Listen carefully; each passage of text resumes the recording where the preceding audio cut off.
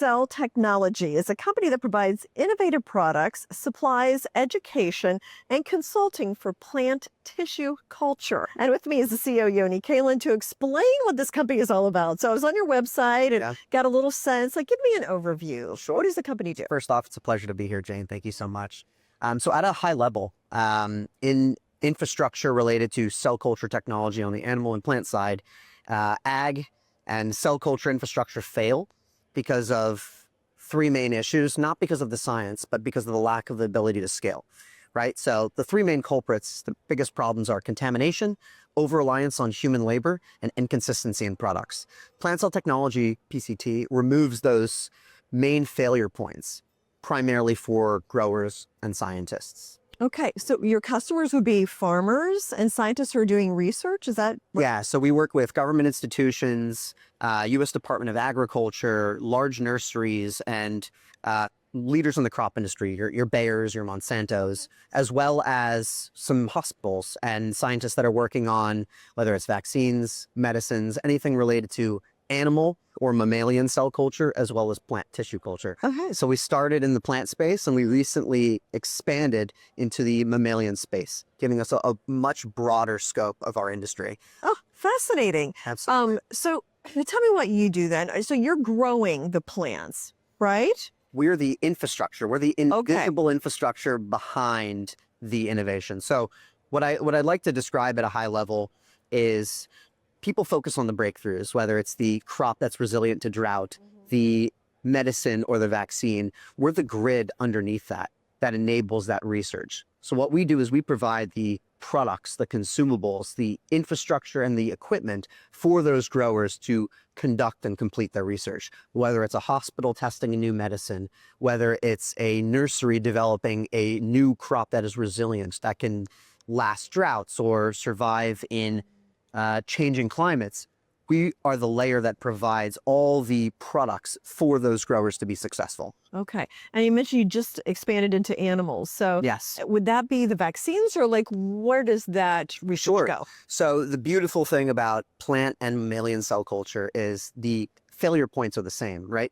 Contamination, high dependence on human labor, and inconsistency in products. So what we've done in the plant space is create a infrastructure layer, the invisible infrastructure behind the success of these major developers, these growers, and we're doing the exact same thing in the animal space. So most of the products are manufactured the same way, deployed the same way, and the research is conducted with the same, whether it's a microbiologist or a botanist.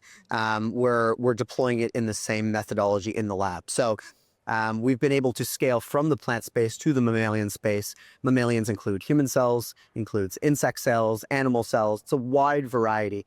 And the platforms and the infrastructure that we've laid helps us scale those innovations across multiple industries, whether you're doing plant cells or more mammalian cells. So you're really de-risking, I guess, the process, De-risking right? and diversifying. And diversifying and taking away one of the things so that the hospital or the Bayer or whatever doesn't have to do all that. Absolutely. Right? We manufacture everything in the United States. Okay. And we're trying to bring more onshore jobs and opportunities to the U.S.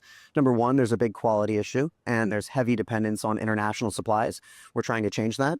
And number two, we're trying to create a more ecosystematic approach to biotechnology research and scalability, right? So we're a company that not only provides the products to that researcher, but we might also provide the education, the ability to optimize how that researcher might approach their research, the infrastructure, as well as the automation, right? So we're developing, we have one patented product and a patent pending product, but we're using AI and robotics to create more innovative approaches to lab research and development.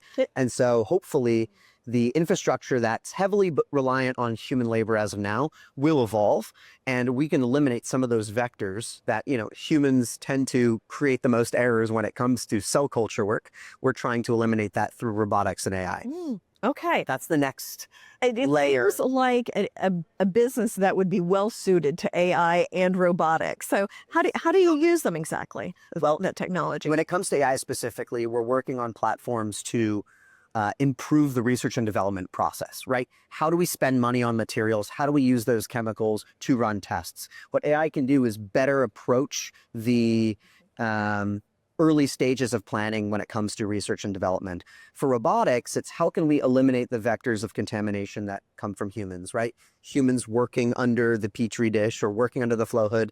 We are the biggest problems of contamination. May have something on our hands or whatever. Okay. Somebody forgot to wash their hands, somebody messes up. So using robotics can help us eliminate some of those vectors and not only help biotechnology companies scale faster, but save money, right? They're able to spend less money on chemicals, fail less, and scale more rapidly using our infrastructure, our systems. So I've presented this from a very high level standpoint, mainly because agricultural companies, scientists, they're not failing because of the science. They're failing because of scalability. And scalability is that number one pain point, that failure point that we're trying to address in this industry.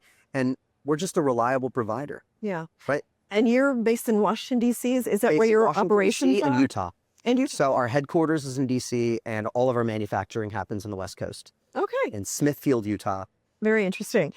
So what are you looking forward? What are the big trends and where do you see the business kind of going forward in the next few years? I believe strongly that biotechnology will influence and improve the way that we grow and distribute food to the population, develop medicines and vaccines that can save lives.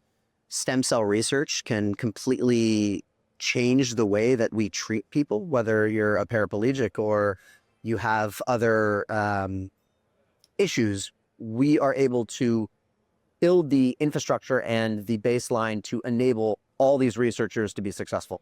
More crops crops that are resilient for droughts and climate change. They got an impact with food and so we're trying to present ourselves as an all-in-one solution. We want to help support all the gold miners, if you will, with the picks and shovels they need to be successful. Yeah. Whether they're mining human cells within stem cell research, whether they're developing plant cells to create more crops, corn that's resilient to drought. We are the main grid powering their research, their infrastructure. And I believe the future is in biotechnology, right? Yeah. Stem cells and cell culture is how we're going to feed the population. It's how we're going to improve human livelihood. And we want to be a part of that equation. We're not betting on one horse. We're betting on the industry. Yeah. Well, absolutely fascinating. Thank you so much, Yoni, for coming and explaining the company. I appreciate it. Thanks. Thank you.